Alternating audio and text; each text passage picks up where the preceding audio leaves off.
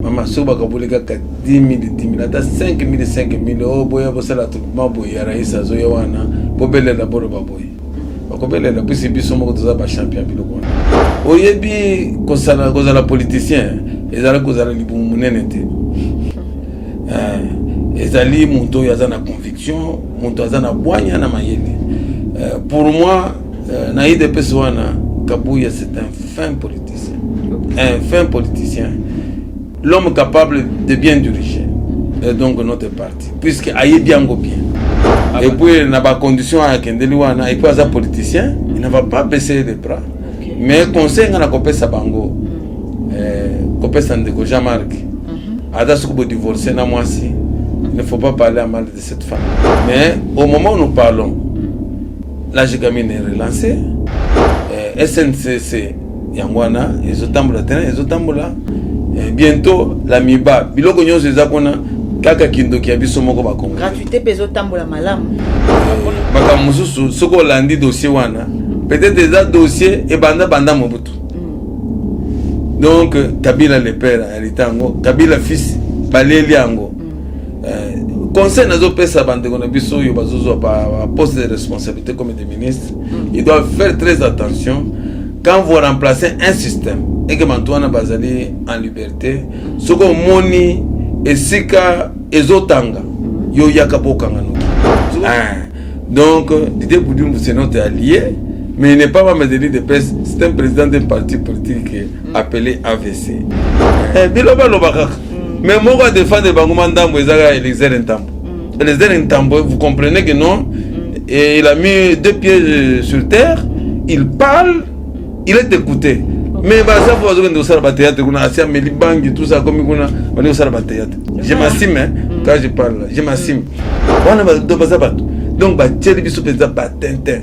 Bah mususu eza proclamation kaka na seni kuna le bobi misawo yo poto minoriser bango poto mana moya ko ese Tshisekedi avant ça 5 ans.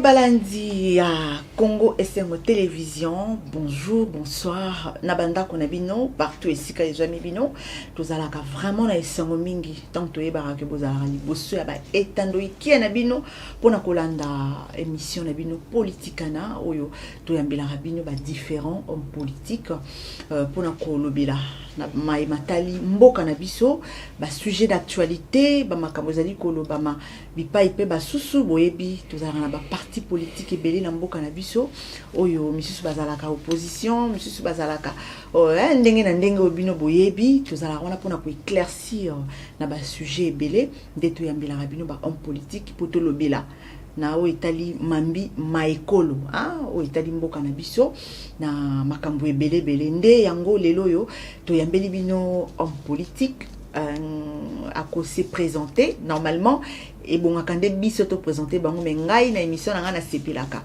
mutuye moko à se présenter pour ne pas que bozala na bulu eke na mutu na bino na koloba ete to koyambela bino lelo Bill Mayombo o azali na kati ya parti politique ya IDPS na ye to kolobela vraiment masolo ebele to ko zwa bino moi quelques minutes moi 30 à 40 minutes au tokolobela vraiment au Italie mboka na biso alors sengeli boye ba kezali ngai servante nabino Jancine Toabo Kongali la Jeanne d'Arc de la presse congolaise en tout cas lelo vraiment tokoloba na au Italie mambi maikolo tolobi mbote mwana mboka Bill Mayombo mbote mama boni santé zanango bien de kozomona lango wana voilà na sepeli koyamba lelo en tout cas na kulinga olobela ba téléspectateurs na ba internautes o bazolanda biso eza na kati ya mboka to libanda ya mboka ozali mwana mboka Bill Mayombo ozali nani na kati ya parti UDPS na kati ya parti UDPS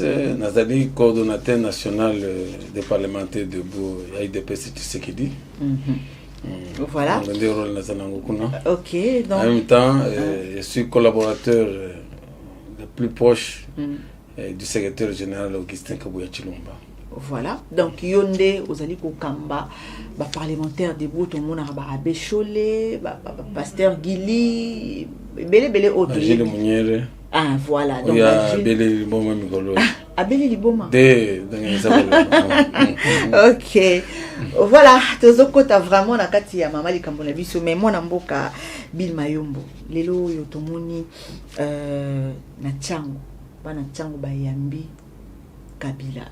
Na ndenge ya kosakana te bayambie na esengo nyonso bazali ko réclamer azong après destruction oyo ye asali na kati ya République démocratique du Congo tant bazalaki na pouvoir na ye mais lelo o lisusu bana Tchango bazali ko réclamer vaut mieux Kabila que Tshisekedi bon bazali très dangereux pour le pouvoir en place nini ko ikoloma. Merci beaucoup lokola otuninga mutuna oyo mais tant que autour mutuno il faut que biso ba politiciens tous toujours les hommes les plus rusés. Na Tchango wana ezaka déjà zone yo ezaka déjà peuplé. En plus de cela, ceux qui personnalité politique ko ya yebani. Donc à l'instar de Joseph Kabila. Soit minga ko tellement qui a ralentir ba kiriye ba ko yakaka ba ko belela raisi. Mais oyeba ke Mikolo Ebele abanda komona na te image na bango ezaki aterni comme stratégie politique. Mama soba kabulika ka 10,000 ata 5,000 o boya bosala troupement boya raisa zo yawana pobele la bolo baboy. Bakobele la puisi biso moko toza ba champion biloko wana. To sala langu banda tozaki na opposition. Sikoyo bango talaka bantu babima na ba milliards. Bopoaka bambongo ke non bosala nguyema bono batuzo senga yo zonga. Donc c'est le moindre des choses. Oui, logo izo sala matina kati ya parti politique na biso ozomo na penza bantu bazoya azui kanyaka abani kofinga na ba chef na ye. Donc à force de raison ba pesi kaka no yako kendo yamba rais bako ya tendenge nini. Mais sengeli tondima que depuis papa na biso Fachi ngana bekaka e triple béton pour na misalo zali ko sala na mboka na biso mais ebele bazolela nzala ekoti lisusu na ndenge ya kosakana te wana eza kutu likambo ya kobomba te ebele baza kolela nini okoki koloba pona gestion na ye na kati ya République démocratique du Congo. Ngana kamwe tango zolo bake o nzala ekoti makasi manto bazolela mengana zomona o tonda. Donc c'est-à-dire yozo vivre ndenge nini otonda oza santé bien donc basuri kitoko donc ozolo ba onza la ekota donc oyo ozolo ba wana ngana zo comprendre ngote puisque tu vois il faut être Félix Tshisekedi na ba circonstances oyo azo kamana ngomboka oko ko diriger avec plusieurs contraintes. Ozomona par exemple toqué d'abord na élection bantu ba organiser qui élection bazali pouvoir sortant constatant que ba perdant déjà la présidence de la République ils se sont arrangés pour tricher à tous les niveaux. Nous sommes retrouvés avec un président de la République sans une base solide. Base c'est-à-dire quoi? Nous avons donc le président de la République. Mais quand vous allez à l'Assemblée nationale, vous allez trouver que celui qui est là, c'est quelqu'un qui vient du FCC. Quand vous allez au Sénat, vous allez trouver que celui qui dirige le Sénat est venu du FCC. Ce qu'on a monté dans le gouvernement, tous en a 56 ministres. Les 56 ministres, ils devraient représenter peut-être 8 ou 10 ministres seulement. Au Kéye, il y a un gouverneur. Il y a un gouverneur de la province où il y a IDPS. Ni président de l'Assemblée provinciale. Bon, ce que tu par rapport au pourcentage, nous allons à l'Assemblée nationale. Nous avons 32 députés sur 500. Quand on fait la moyenne, c'est 6% à peu près. Quand nous allons au Sénat, c'est comme quelqu'un qui a eu 0. Le corps a présenté qu'il a eu examen, professeur a payé 1. Sur 109, nous avons 15 sénateurs. Maman, responsabilité, bien sûr, et quoi il a gagné. Mais cette responsabilité est vraiment partagée. Puisque Bantoyo, toujours partagé dans le pouvoir, parce que Bantoyo, Baouti, na FCC, avec les mêmes pratiques.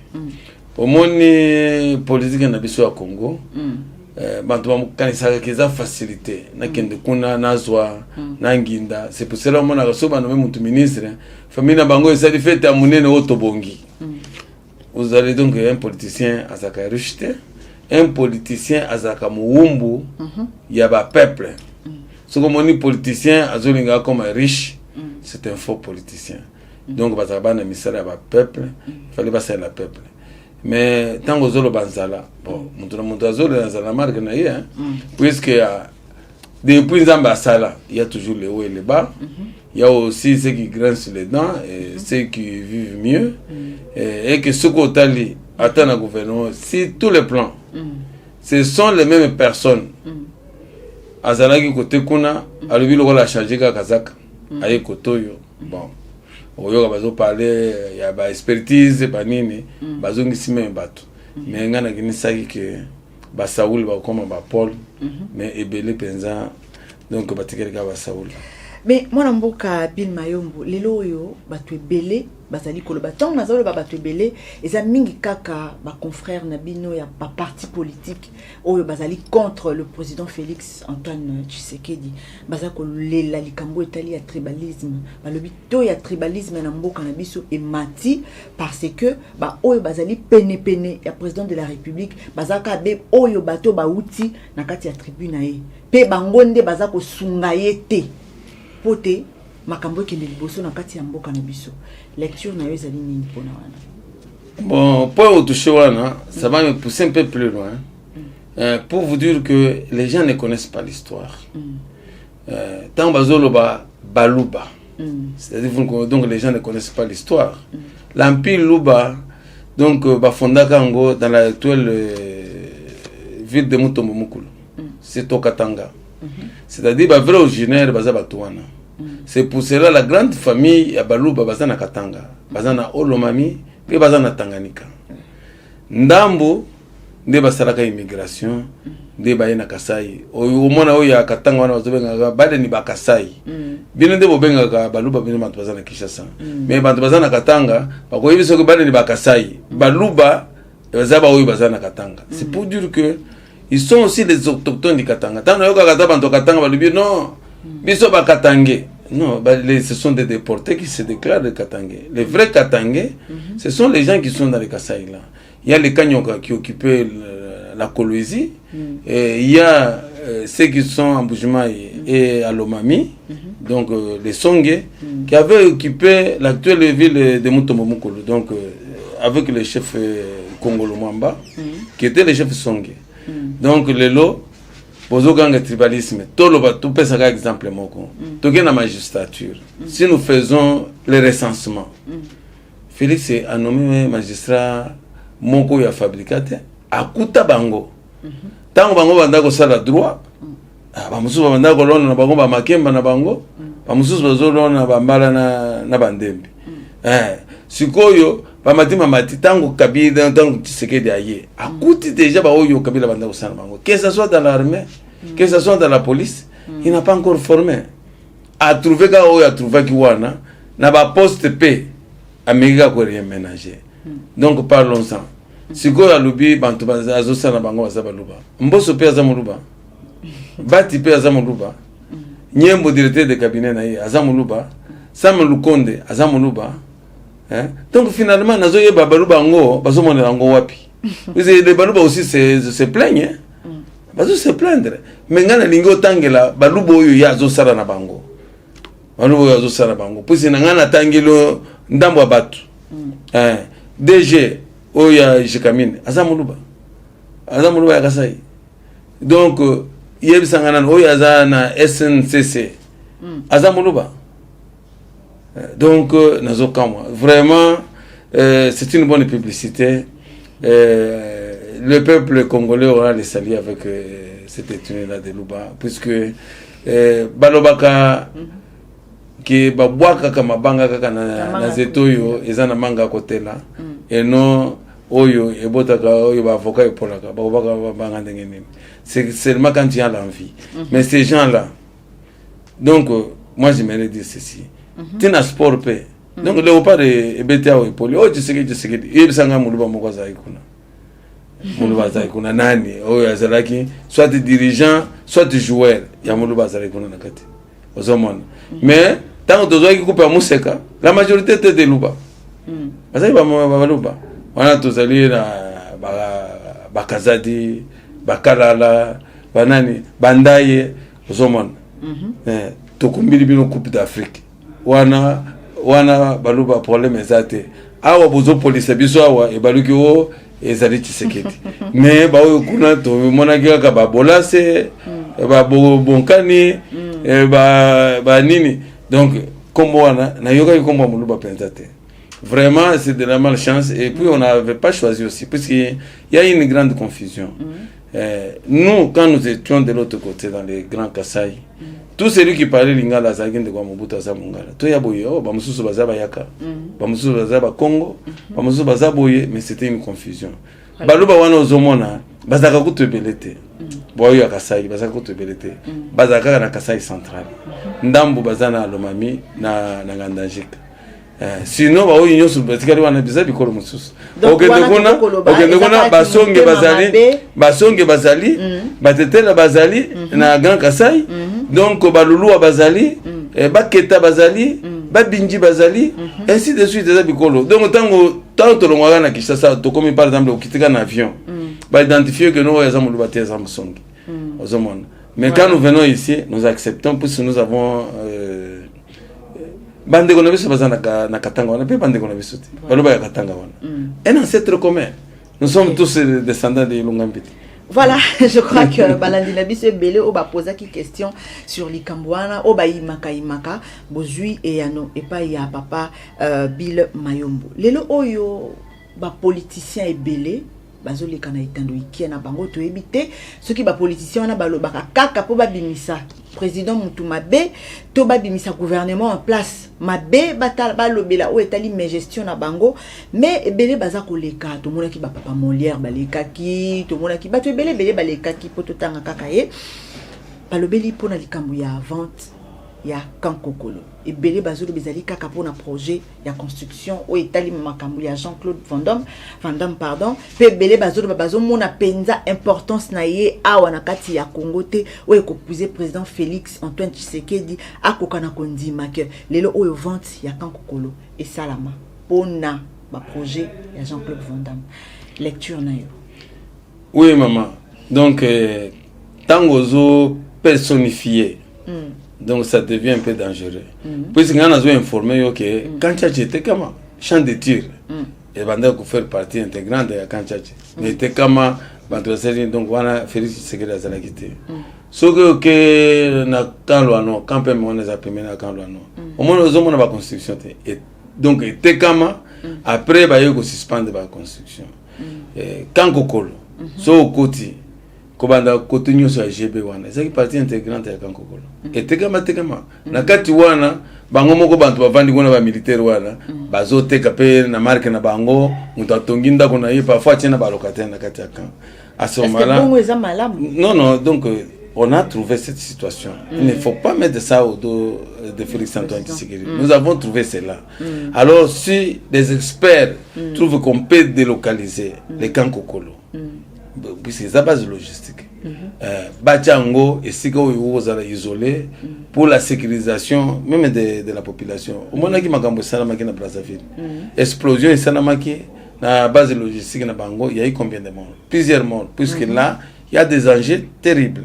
Alors si on trouve que non, après spoliation après envahissement, il y a quand et toute situation et que les experts demandent que non, on peut délocaliser les Kankokolo. Moi je ne trouve pas l'inconvénient, mais il ne faut pas associer donc à ces messieurs-là peut-être de bonne foi aussi. Il veut créer des activités ou de l'emploi en République démocratique du Congo. Au moins activité yamunena yamukeza raté. Nyon soit activité quand ça donne du boulot aux Congolais. Donc il doit être le bienvenu. Et belé bozana bango otanga na bango tendengeni na ba mususu ba komi ba Congolais bonina ko bondisa biso or 0% Congolais.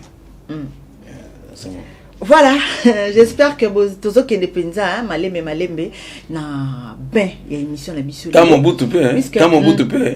Comment là? Voilà.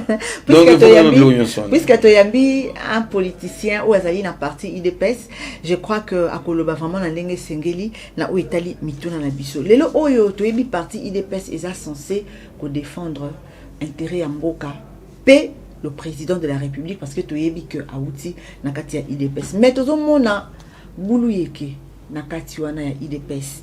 Bakambi na bango o to bengi papa Kabuya o ya zolo baker hein akoki te ko continuer ko kamba na kati ya parti politique na bino. Pe tozo yoka ba entente ezate bulu yeke eza mwa mingi bozo yoka na te. Misuso ba kondi miso bazolo ba te to kolongwa te po Etienne Tshisekedi ndataki biso na ebonga wana. Mais soki esaleli eza malamu te ba oyo baza envie bakoki ko décider pona makamnya so ezala na kimia na la plupart ba parti politique to zana bango tozo mona nde na kati ya IDPS mwa bulu yeke ezali lokola yo ozali na kati ya parti politique yebisa biso na ezo tambola ndenge nini pona na kati. Ok, merci beaucoup pour la mutuya. Puisque na moni OND mutuya donc question ya mutuya oyo bambingai. Mais nazo yebisa yo. Na yo ndenge zabo puisque tomona baninga na yo bazalaki bakambi bapazi sango. Lelo pe bakomi ba politicien. Donc il faut ko yeba tango lobi nazo sala politique objectif na yo ezali nini. Ba mususu balanda batu na ba formation politique balanda idéologie te. Soko Hollandi mutu malera celui-là. Mais ceux qui Hollandi idéologie, en tout cas, vous serez un homme intègre et vous n'allez pas changer. Babulu yekiwana ozolo bawana. Bon, il y a des agitations. Agitation c'est quoi? Mais na lingina rectifier le komoko. Olobi ke non oyo Augustin Kabuya zolo bake akambate te wana uté pana yete. Bantunde bazolo bake non alongwa. Azoka malamute. Ce sont des petits corrompus, les gens sans idéologie. Maman tangu bitumba ezalaki na zone rouge. Si Kabuya n'a pas encore parlé, l'IDPS n'a pas encore réagi. Tout le monde attendait que Kabuya parle. Les loyaux, Kabuya est incompétent, mais il faut être malade. Il faut être malade. Oyebi kozala politicien ezala kozala libumu munene te ezali muntu yazana conviction muntu azana bwanya na mayele pour moi na IDPS wana Kabuya c'est un fin politicien un fin politicien l'homme capable de bien diriger et donc notre parti puisque ayebi yango bien abandi comme parlementaire debout comme cellulaire comme sectionnaire, comme national et exécutif, comme secrétaire général adjoint, secrétaire général. Donc il a vraiment échelonné. Et puis c'est quelqu'un qui sait respecter les autres, qui sait écouter, et quelqu'un qui reçoit tout le monde. Mais Tomoni, tangu kaka makambo ya Genève oyeye. Mais Tomona ki ba tebele lelo bazoganga wana ke Kabuya incompétent, Kabuya boye bakima biswawa. Bakenda na lamuka. Balobi non ba belge baloba muluba moko akoza pouvoir te. Mais biso to tikali to tenir tête. Tango résultat bimi o Félix président babandi ko zonga lokola ba miyibi malembe tanto tikeli bango champ babandi mata au créneau. O ngai nazaki muto IDPS mandakala. Non, est-ce que tu étais IDPS au tikali vraiment intègre dans casa IDPS ebele bazolo babilobela mais Kabuya c'est quelqu'un qu'il faut dans l'IDPS puisque tango zolo bwana na yoka moi petit na biso moko boye oyo peto fabrica Gilles Kalubi ba corrompre ye donc abandi ko loba biloba Kabuya longwa badi ça ne marche pas oh ceci c'est là papa quelle mauvaise foi. Kabuya ne dirigeait pas du tout l'IDPS. C'est lui qui était à la tête de l'IDPS. C'était Jean-Marie Kabunda. C'est lui qui était le secrétaire général. Atiki le rôle président Aïe.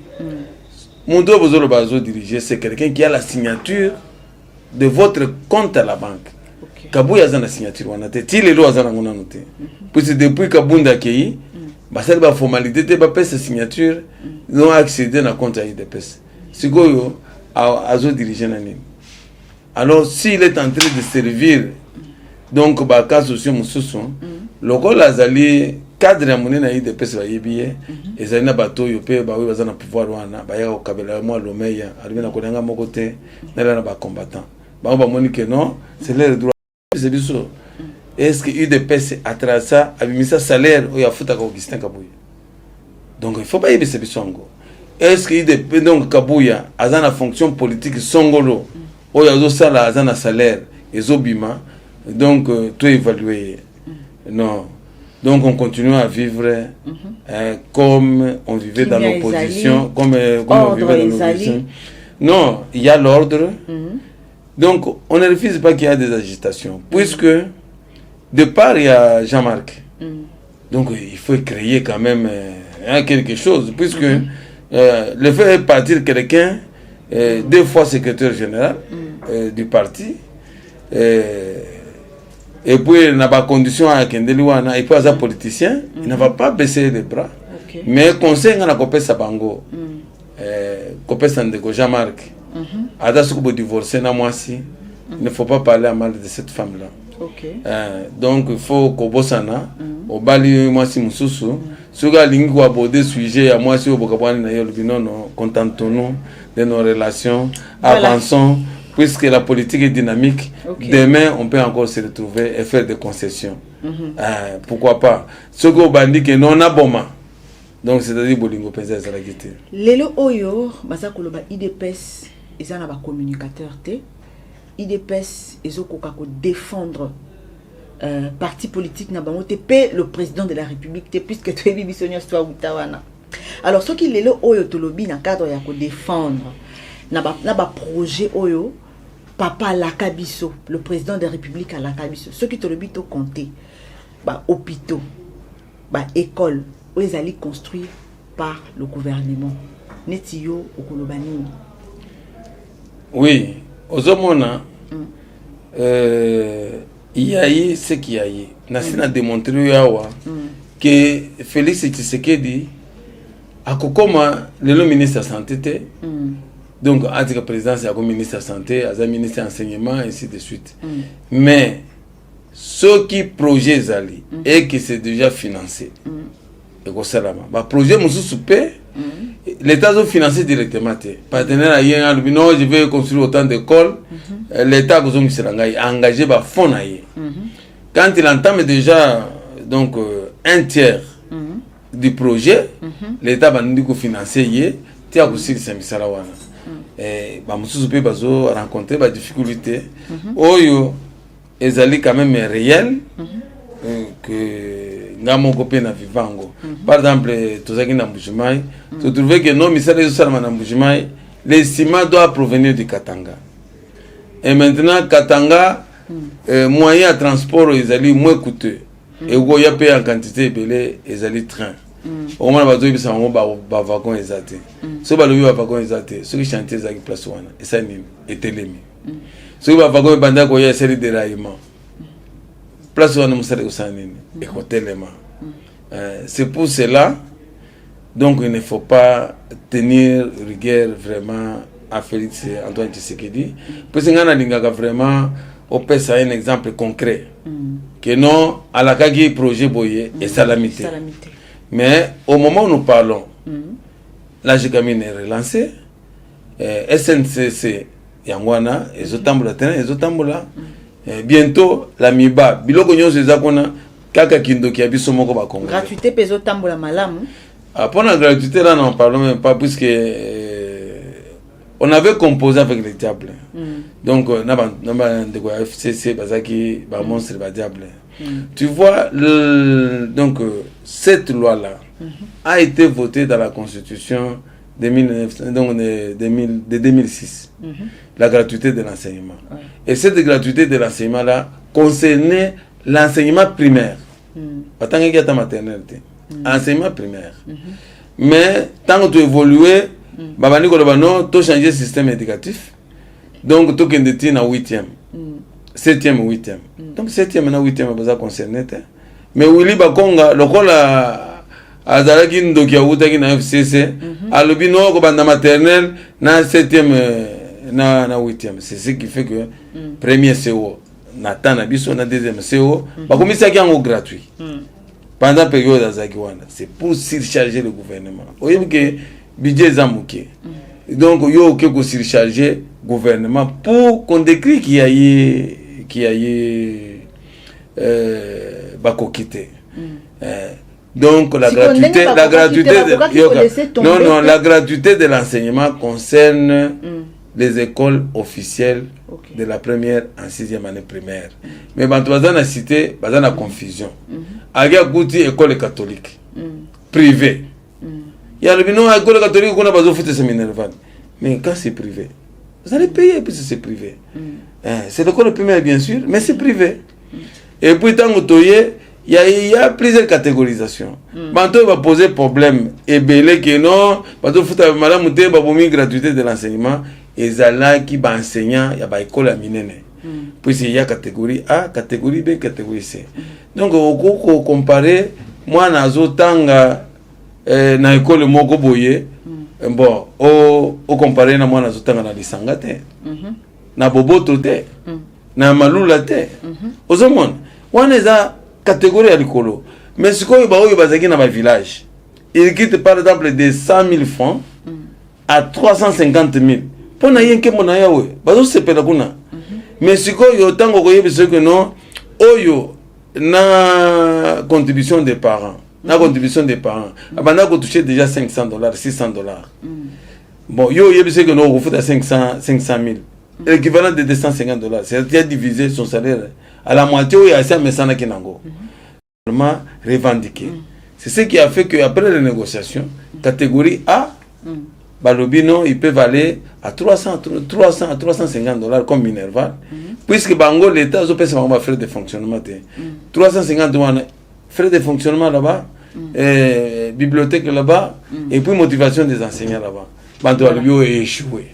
Au Moni, batiki kaka imati donc siko tango bakocha bokengeli na boboto donc catégorisation na vision sociale ezalaka sinon na enseignement ngo ekobeba. Mais tout le belana no ministre ya hydrocarbures Didier Boudimbu pour la sortie officielle naé déclarée par le président de la République après perte il y a 240 millions.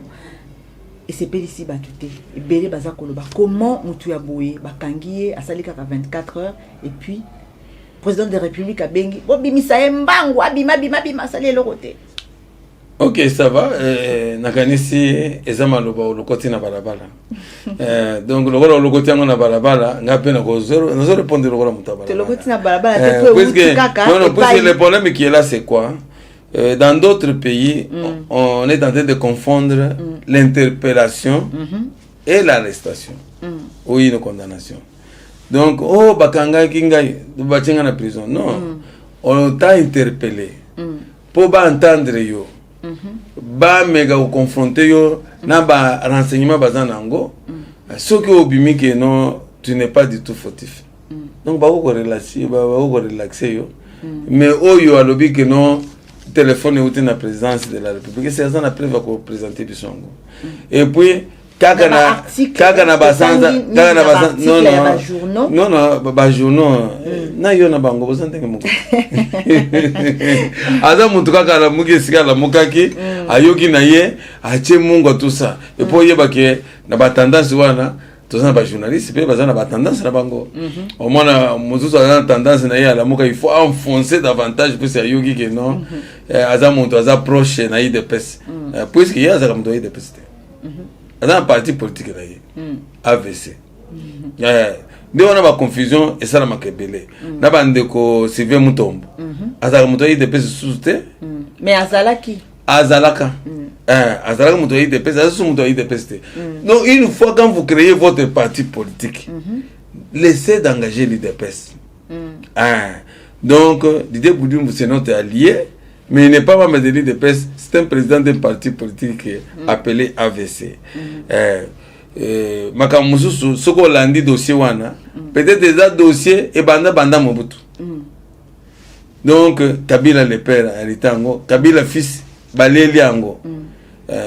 Conseil nazo pesa bande kona biso yo bazozo pa poste de responsabilité comme des ministres, ils doivent faire très attention quand vous remplacez un système et que Mantoana bazali en liberté, soko moni esika ezotanga yo yakaboka nganoki. Soko lobi que na se servir pe place wana, on va te rattraper les mains dans les sacs. Puisque bango ba yebi déjà que non place wana kolela ezalaka.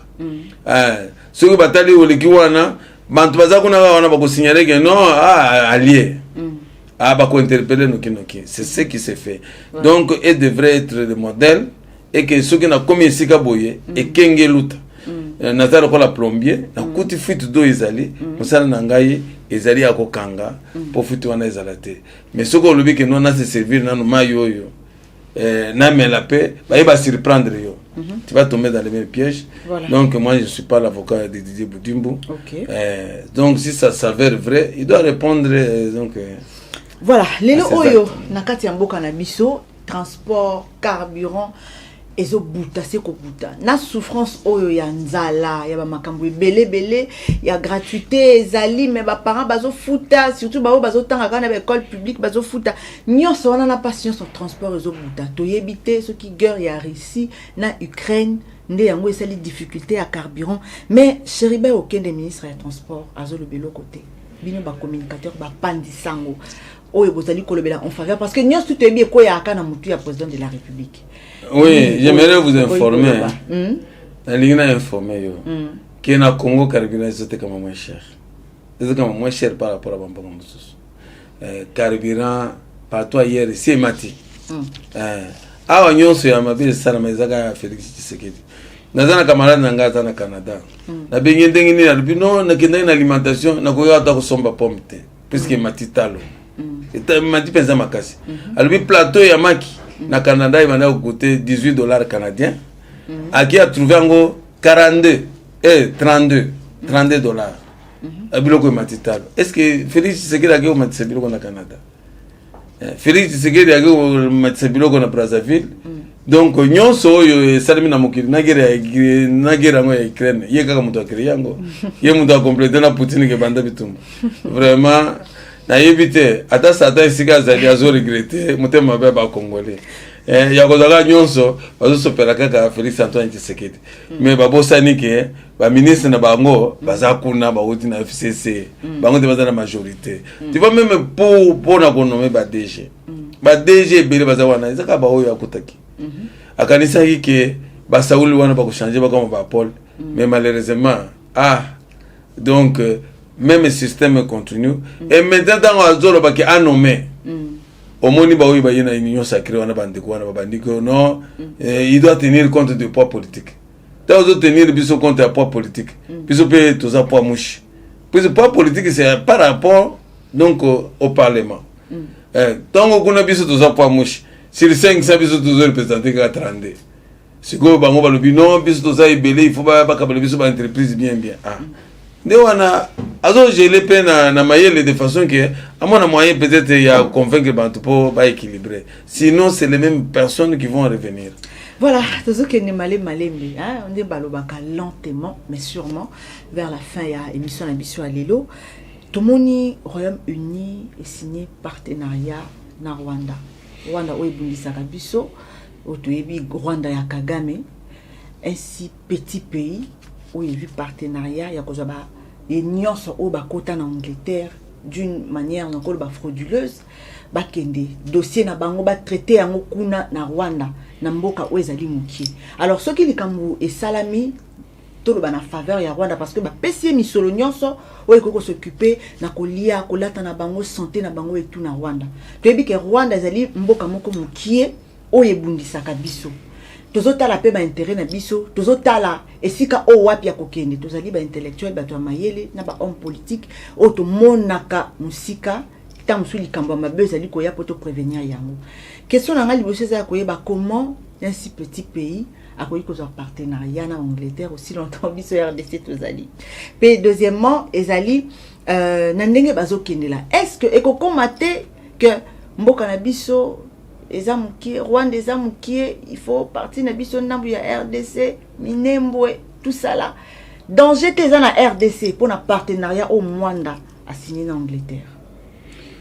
Merci beaucoup pour la question. Mais au moins, Namboga Nabiso, tu n'as pas confusion. Moi, je partage même ma vie que vous.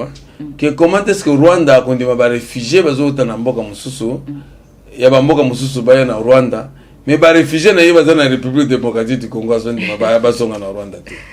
Donc là, c'est une question que nous devons tous réfléchir ensemble. Le ministre des Affaires étrangères, il y a Rwanda. À Boy, pays voisins, il y a Congolais et tout. Neti ba Congo, République démocratique du Congo, à l'ingité, bazala kuna, donc il faut bazonga directement. Et pas na bango. Pe bazonga na lolenge nini? Point d'interrogation, to éviter. Non, bah oui, bazo tanamboka mususu. Oui, normalement. Donc nous n'avons plus besoin de réfugiés. Puisque les réfugiés au Congo, puisque les réfugiés, maintenant l'IDPS est au pouvoir. Et que les grands politiciens sont besoin de bino. Mais yo si go yo les réfugiés ça c'est légitime et le Rwanda peut refuser. Mais j'aimerais épingler quelque chose. Puisque la confusion que nous avons dans nos têtes, c'est quoi? Quand on voit une morphologie, on les taxe directement du Rwandais. Or, cette morphologie-là, c'est la morphologie des nilotiques. Les nilotiques, bazali belé, bazali na Rwanda. D'ailleurs, na Rwanda, bazali minoritaire, bazali belé. L'homme qu'il faut pointer du doigt, c'est la politique de Paul Kagame, comme individu. Paul Kagame. C'est ça sa mauvaise politique. C'est lui et Laurent Désiré Kabila a voulu opposer les Congolais aux Rwandais. Donc gratuitement. Puisque depuis longtemps, depuis le temps colonial, Tozalaki, Congo, Rwanda, Burundi, colonie à Belge, Banque centrale de Moko, monnaie unique. Tout ça qui n'a monnaie Moko. Ce qu'on a en Équateur, bamuso bazo tout à toro wana za bato Équateur bamuso ba na Rwanda na Rwanda baya ko sala leveya soko bamuso baza na Katanga kuna bakenda ko sala na Jekamine puisque bakatange banda ko linga ko sala misala ya Jekamine wana te balinga ko banda ko linga na mo ba pêche na ko tumba makala na bango beti mwa munkoyo na ye ayoki na ye bi ala lipongi nde wana monaki ba Belge bakenda ko za bakasaye mususu bakeko ko sala lisusu na Katanga. Bazu ba Rwandais baké na Katanga puisque moi j'ai évolué un peu à Kambov auto zalaki nakamo bimbali donc quand il y a Barundi bamola malaki c'était des Tutsi. Maintenant il ne faut pas quand vous voyez la morphologie de quelqu'un il faut les taxer de Rwandais puisque ces Tutsi là sont partout. Égypte, Érythrée, Éthiopie, Kenya, Rwanda, Burundi, Soudan, Congo démocratique. Mais la mémoire courte, même l'histoire de la 5e année primaire, l'histoire du Congo, on nous avait appris qu'on était 5 races. On était 5 races, quand on parlait des races, bon, c'était à l'école primaire bien sûr, on parlait des Bantous, des semi-Bantous, des Nilotiques, des Pygmées et des Soudanais. Pourquoi les Soudanais ne sont plus taxés comme les Soudanais, puisqu'on les appelle les Soudanais? Baouta na Soudan. Ils sont tentés par la province orientale. Balongé, fleuve au Bangui. Donc, on a Bobosani Bango. Bango, donc là, il n'y a pas de problème. Et comme il y a Rwandais, s'il y a eu des Nilotiques. S'il y a eu un groupe de Nilotiques, Bakota, avant la conférence de Berlin, automatiquement, ce sont des Congolais, ce sont des textes qui le disent. Et que l'origine de Bango, c'est ça qui est Rwanda. Naba mususu oyo bazobo ya Nilotique wana. Bakota pe na Rwanda, bakota avant bango na conflit na bango kuna, nengo mona ka conflit ya Bakatange na Bakasai. Conflit wana eza ya Baluba. Baluba ya Katanga na Baluba ya Kasai. Puisque ancêtre commun ba weli héritage, ba we ba immigré ba keboye, donc conflit wana etikali lokola ba Nicolas tse Bakatange nyonso. Ba we nyonso yoka ba Rundi wana. Donc ce sont des Angolais. Chef coutumier na bango za kwa personne angolais. Oyoki kombo par exemple Kabund, Mutombe, ainsi de suite. Est-ce que les hommes va congolais? Après ko bengana bakanyoka na Kolwezi, bango ba yoko kipe kuna ba ko tout à tort Katanga yeto Katanga. Katanga na bango ba chef coutumier na bino na Angola. ba mususu baza côté kuna bauta na Zambie bauta na Zambie na okatanga kuna ebele bauta na Zambie baza Zambien lero bali ko katanga yetu no bakolo katanga bazaka to yibi bikolo ka ndenge tuzana Kinshasa to yibi no bateke umbu kuna pe basanga na ba mususu wana nde bakatange ba mususu wana bazaka kutu bakatange te mais to faire pas des choses pour qu'il n'y ait pas la haine raciale. OK. C'est ce qu'il faut éviter dans la vie, une haine raciale. Moi, les Rwandais, ce sont nos frères, des humains comme nous, mais ce sont les hommes politiques qui sont mauvais, qui mènent une mauvaise politique. Et à ce moment-là, nous devons toujours veiller. Au moment où tant Rwanda Olanda Makenga, armée nabiso et surtout qui na Rwanda, Olanda kiango, c'était un avertissement. Pendant l'élection que Mbaloyo, masiki uzalate. Voilà, projet Tilégé lelo yo tozomona babandi malamu et après bakati, babandi malamu après bakati. Bino ba oyo bolobelaka mukonzi ya mboka. Nini bokoyi koloba parce que tozoye baté côté musu bazo sala oui tout moni elenge ça très bien qui kwiti kutu donc to ebité nzela ya 6 km et ko sala biso 3 ans, 2 ans. Et ça la makate tozoye baté mukonzi ya mboka zoloba nini pona projet ya Tilégé encore Tilégé la ngoza sous na Chiluba Tilégé lo bazo mona on dirait bord moko ya président de la République oyo azo sala makamna ende ngalingi makambezo ke ni malamu te pona construction to reconstruction ya mboka na biso. Oui, tango za musika ozana lecture mususu. Soko komi pembeni lecture za ndenge mususu. Ngana zangi na mbujima. Donc c'était Kabuya Chilumba. Togeguna, on nous a contactés pour nous dire que non, mais ça nous a avancé, puis nous avons des difficultés, il y a quoi ramener Sima na Katanga et Kota na Kasai. Puis na Kasai cimenterie zate. Pour ça même l'aéroport là qu'on est en train d'aménager, il faut avoir du ciment. Et maintenant, wagon ils ont ainsi de suite. Ici, je demande personnellement au président de la République d'instruire les DG des SNCC. Pour Antoine a prétexte à me reprogrammer ba wagon et belé et évacuer bâtiment na bangwana ekota total pour pas prétexte. Mais tant que qui projet wana batia qui sont en place te ba calculer qui non ils ont fait des études de faisabilité pour dire que non on a demandé à NCC est-ce que vous serez en mesure de nous fournir oui. Donc telle quantité ainsi de suite. Parce que les études de faisabilité que non par mois peut-être ils peuvent recevoir autant de wagons. Mais il y a aussi des choses qui arrivent, qui a eu des déraillements. Ma wagon mususu endommagé. Il y a des raisons mususu que ba demande pe ezaka ya kasaite, ba demande mususu pe très aucun de ba côté mususu. Donc et pe simbutu mbutu.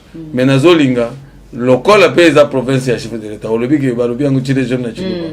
Donc awa je demande au DG de SNCC de donner d'abord cette priorité là, puisque c'est une honte aussi et que projet lancé dans la province ya chef de l'État ils a bloqué par un ministre. Non, ici il y a la cimenterie. Cimenterie il y a pas comme ça na remorque. Non, il faut que différencier. Ils a makambo mususu oyo sala manakisha sawa. Muntu a négocier marché na ye, engagé dans nos fonds na ye. Tant commis na un tiers ya musala abandi ko senga siko ba financer peut-être ça traîne de venir. Donc ils en a ba mususu ba financer bango et sali. Ils ont dépendent directement du chef de l'État, ils ont dépendent du gouvernement provincial. Wana ils ont makambona il faut que tu na gentini. Et belé ya ville qui ça il faut que tu na gentini. Mususu yo ba acteur mususu yo ils ont en charge du gouvernement central. À ce moment-là tu ne peux ministre à te perdre. Pour nani bango bozo lo bela bango te bozo mona kaka nani. Et que je vais solliciter aussi que je puisse rencontrer le ministre de TPR. Donc nous devons parler avec lui. Pour tout essayer ba difficulté mususu pe ezali. Puis ba mususu pe ba keyi ba ministre. Sans conception, il attend que le dossier vienne. Mais il faut concevoir aussi. Donc, gouverner, c'est prévoir. Donc, si il n'y a pas la prévention, donc vous êtes un faux dirigeant. Donc, je ne dis pas qu'ils sont de faux dirigeants, mais ils doivent prévoir et concevoir. Il ne faut pas seulement attendre que les choses viennent, que le rapport vienne pour que tu signes. Non, il faut initier aussi. Voilà, mon amboka Bill Mayombo, na banzi tezoko ma penza na suka parce que tikali biso je crois une ou deux questions ya suka poto silisa. To ebiete ba parti politique na kati ya mboka na biso ba œuvraka pour l'intérêt du peuple. Et pour faire en sorte que mboka na biso ekende liboso. Toyebite soki lelo o commandé bolela rapona o etali mabumu na bino, ba intérêt na bino, ba place na bino, ba famille na bino. Toyebite guerre ngo ya bino bozala na ngona ba parti politique o ekomina ki motema mabe. Lelo o fayu la sala ki sorti na ye abimaki na équipe na mobimba bakendaki ko sala descente na bango. Sika bakendaki na mbandaka si je ne me trompe. Mais masolo ba beteli biso na oto moni bakal bakende boye. Décision outil likolo eye bakende te bakota te pona nini makambo ya boye. Mais eza fayu le muto ko le likambo wana te. Aya ko le lango ndenge nini. Puisque il y a le baki il est le fils idéologique ya Etienne Tshisekedi. Et ça bilo to mesana nango. Donc il fallait asala makasi. Asala makasi a pénétrer vers ça donc ba mususu pe après ko sala mpiaka abani ko justifier za bakal. Non. Donc voilà, ce sont des faux fouillants. Asali mpiaka na ye a reconnaître mpiaka na ye. Côté mususu aki asali ba plein wana bakal ezala kité. Kaka na mbanda kana ba ko tia bakal. Non. Donc voilà, ce sont des faux fouillards, c'est un ambanda kazana adhésion te. Taba Monica Kano Jean-Pierre Gombo, azana yeli soute, ba leader rebelle ambanda bazana yeli soute. Donc bazalo ko batie mu Congo. Puisque vous devez savoir que nous avons plusieurs catégories de politiciens en République démocratique du Congo. Les autres na ba et tout ça dans le parlement debout. Akoyi biso na za politiciens, baza politiciens. Ce sont des activistes politiques, des animateurs politiques. Même quand vous parlez de communication. Donc makambo ya ba communicateur et puis mika na pouvoir na biso. Na pouvoir na kabila to mandako yoka o biso le communicateur. Donc biso te to yaka ko innover, biso de pesto innovaka. De l'autre mandiko yoka muso lo bingana za communicateur puisque azangi sika ko jambela. Puisque normalement c'était les parlementaires debout. Les parlementaires debout, on n'avait même pas besoin de la presse. C'était le téléphone rouge, de bouche à l'oreille, message n'a pas passé. Donc, YouTube est là qui direct il y a filmé est là qui au télémi au lobby attendre les places où on organise au tondi Kinshasa au Lausanne hôtel de ville. Au lobby au tondi Kinshasa au Lausanne 10e rue.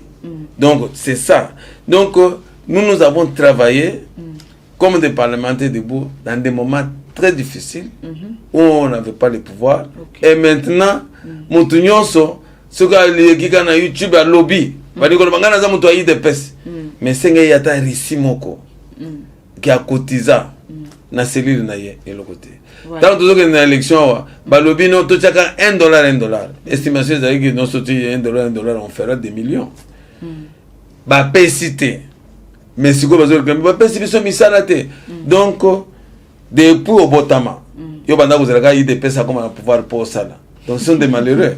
Puisque Ngaï Moutounazolo Bawa, dans une institution, je travaille dans une société privée. Je vais donner, donc, le président Moussou Azaki a ses parents. Pindi. Vous travaillez dans les Chinois. Mais, à ce moment-là, mais la plupart qui font des bruits là, ce sont des fainéants.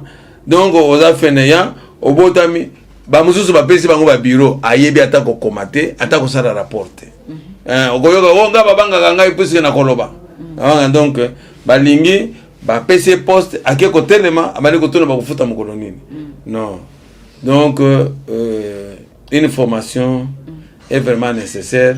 L'encadrement de ceux qui font du bruit est aussi nécessaire pour toyeba qui peut communiquer réellement puisque quand on parle même de la communication il y a donc toute une faculté de la communication. Yo bimika na za communicateur, tu communiques quoi? Au lobby, au kekuna ba pesi mbongo ye, ngai na lobby boy, au kekuna non. Finalement, na yebité balingi ba koma ka bantu mo pap. Voilà.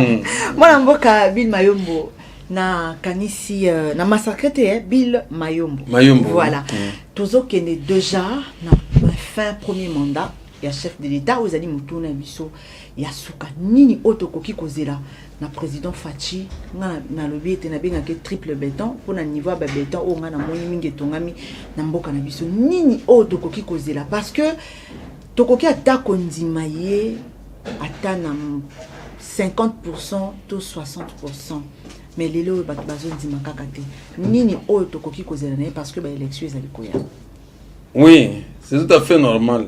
Un ignorant ne peut pas l'accepter.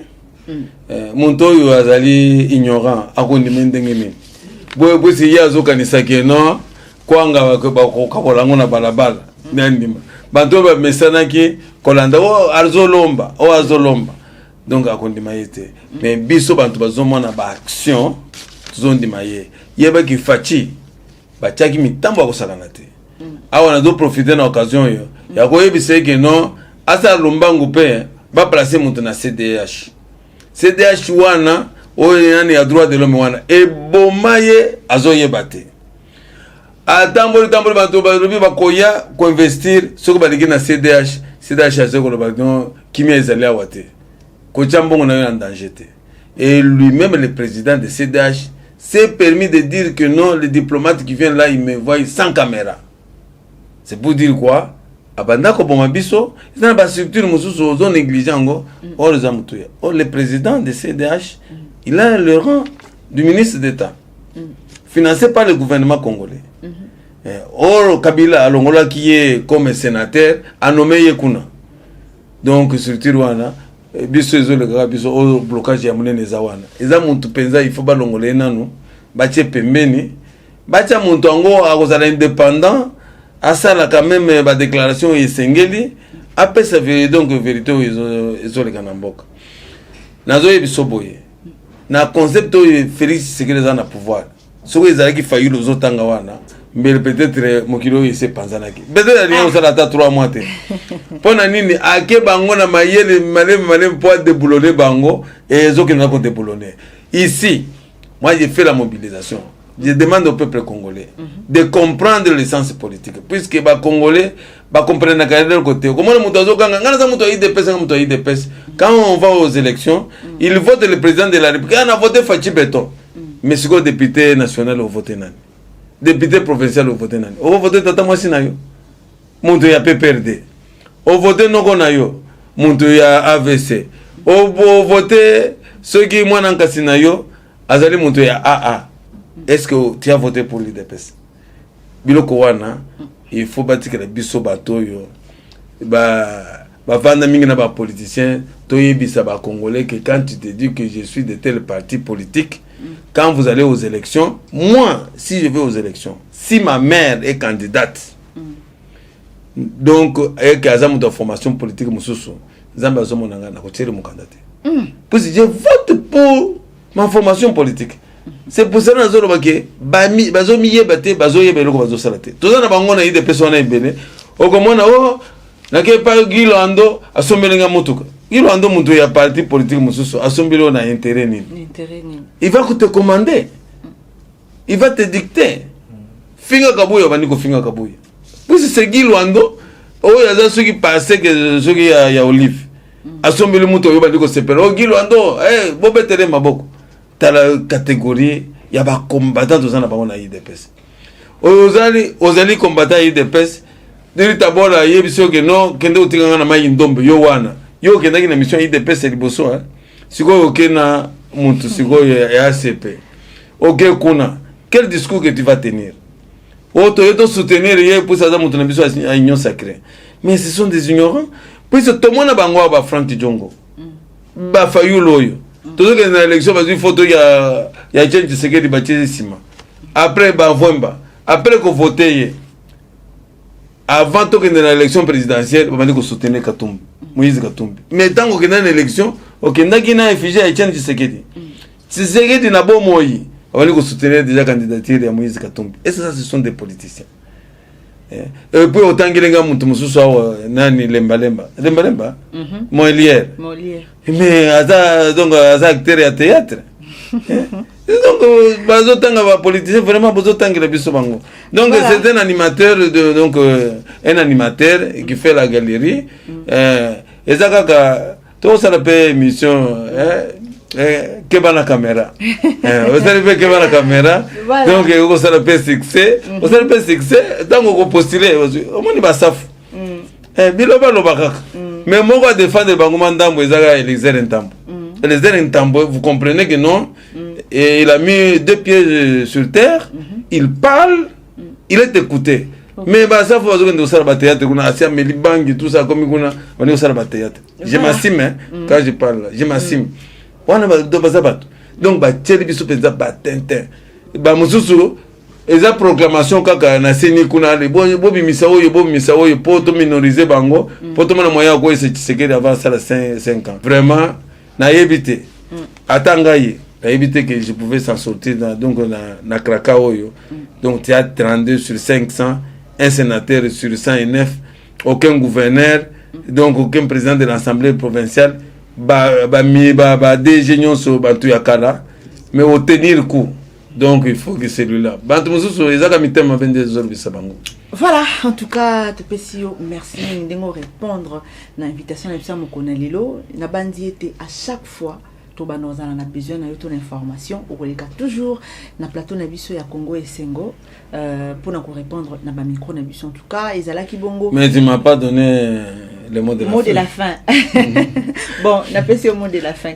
Oui, merci beaucoup. Ah on a profité kaka d'ailleurs ça va combattre une DPS que la décision que le secrétaire général Augustin Kabouya Chilomba a pris donc la décision yo toko identifier to yeba qui est combattant de l'IDPS et qui ne l'est pas. Et bientôt, ils ont lancé ma fiche d'adhésion. Montou s'identifier na cellule na ye. Ya kwa ka termine na coin obandi ko bela IDPS viva au lobby aux amonto IDPS. Wana isa identité te. Identité il faut denga ka to lobby to ça l'identification na Congo to yeba nani aza congolais, nani aza étranger. Poto mona moyen ko éliminer pe nani o ba benga sarona soki nini. Oui, bozo benga lokola muyisi wana. Toyeba ko identifier bango azwa nationalité ndenge nini mutu aza zéro congolais. Poto tala pe ba fayulu ndenge bazolo ba yeso ki ba utaki wapi. To tala pe ba origine ba toyepa. Donc fils mukoko tente mususu ya kosakana te. Et puis mikolo leki alobi o ba lever ngai. O ba lever ngai. Passe la ka base. Po bantu bachayeka vraiment eza biloko mususu to koloba te nde genre ba Gilles Kalubi oyo bobenga ka munyere na ba mukoko ndenge moko batente bantu mitu ezotambola malamu te je m'assume ce que je dis et c'est vrai ce que je dis pour nanga kina lo ba makamna mais lokolo boya ki déjà ne bandeli c'est considérer ba lo ba tente non c'est ce que je dis je m'assume sim nani omoni Gilles Munyere ngana zali papa na ye puisque parlement zali wana eza création nanga donc arma banda osala makele nanga mbukuna na lubi Gilles kende hôtel makuna pour tout diminuer force ya arma toke to installer place wana mukono na ibisa ya Gilles tozolongolo na comité ya hôtel de ville puisque to comme président ya ba parlement lokola ba président nyonso Gilles amoni ordinaire na bomier na kolongola na hôtel de ville alongela ba force progrès ba petanga na za muto aner abantu amane et puis soka migo kumela kaka vers moko masanga c'est fini il est perdu. Oh oui mais sikoyo ba pesi ye muntu awudi na bobola wana ba pesi $1000 finga muntu songola usala nini ako finga. Donc les gens sans idéologie. Voilà, nous sommes arrivés à la fin. J'aimerais dire ceci, que identification, on y arrive à sa combattant IDPS, à kende na cellule, à s'identifier, toyeba qui est qui. Et puis la cotisation est à $1 chaque mois. 2000 je pense 2000 francs. Et puis ce que tu salé pendant 6 mois. Et donc bah plainte belle wana gozalate. Merci. Voilà, ezalaki mwana mboka Bill Mayombo, wazali le secrétaire général il y a le coordonnateur national il y a pas parlementaire debout et tozalaki vraiment na esengo mingi ya koyoka ye ndenge tolobi lelo ezali peut-être pour na ngamba la liboso ya koyamba ye mais mbala ya sukati alors na pesi bino mbote balandi nyonso ya Congo Esengo officiel TV vous allez toujours brancher vous s'abonner vous partager ba image vous kolanda émission oyo na Congo Esengo TV ndenge bomisana pe la maximale HD télévision alors na pesi mbote na bino nyonso bolanda biso botika malamu pe kimia na Yesu ezala na mabota na bino au revoir.